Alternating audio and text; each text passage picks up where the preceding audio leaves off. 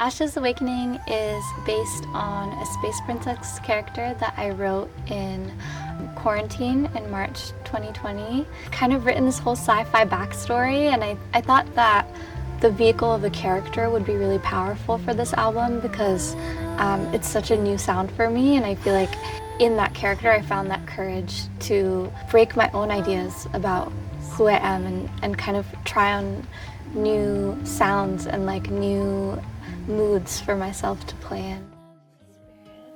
I was so sad, and it just felt like a very needed song. I was just like playing something like this in the back, and then you just sang like a perfect hook immediately.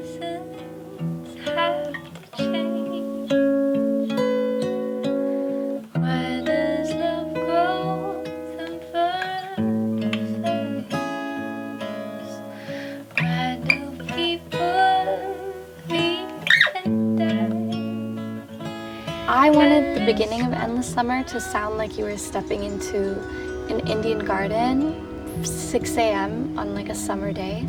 Yeah, I just like envisioned this kind of temple energy that was very sacred, and there's a lot of bells, there's chirping, there's the swarmundo, which is a very ethereal instrument. There's a lot of like ambient noise. You know, in some songs you can feel the Indian influence more heavily than others, and maybe people wouldn't even catch the ways that there's Indian influence on Endless Summer, but I was definitely listening to also a lot of old Beatles records. That song came about so naturally. That song we actually wrote in the back of a taxi cab, and it was the day after I was going through a breakup, and it was almost like a spirit had come and written the song because it was so emotional and natural the way it came out. And yeah, me and Aaron wrote the whole song in maybe 10-15 minutes in the back of this cab, probably looking crazy like playing this song. Honestly, one of the most special writing moments on the album.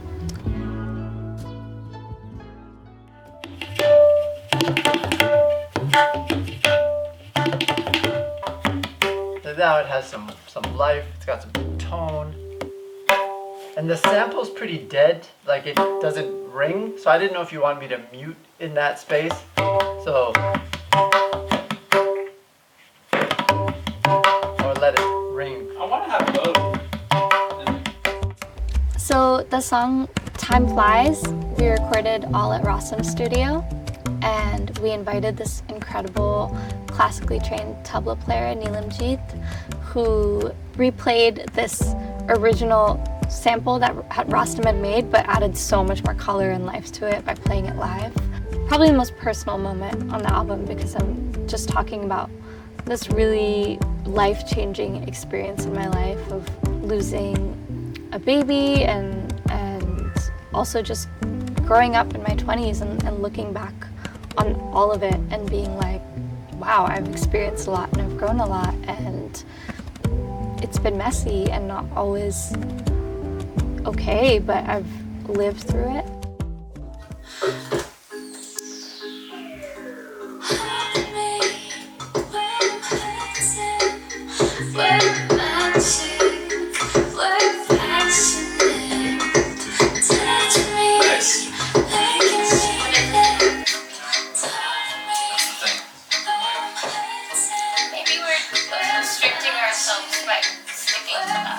Another song that we did for the album was Magic, and we did that song with Yeek.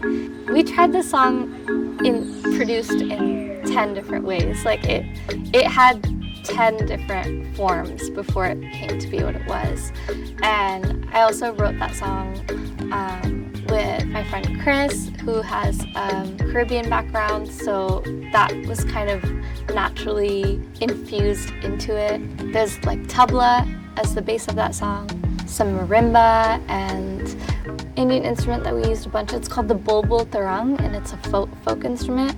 We searched like tropical birds and their sounds and like actually sampled that. The ending of that song is completely in Hindi, which I asked my aunt to help me translate. The song is very layered, and you wouldn't even think so because it's like a feel-good pop song, but it's actually so dense, and we put so much thought into like how to combine all these different influences, and I wanted to like make a song that kind of felt like you were on an island in Goa, and I think that's kind of what it sounds like to me.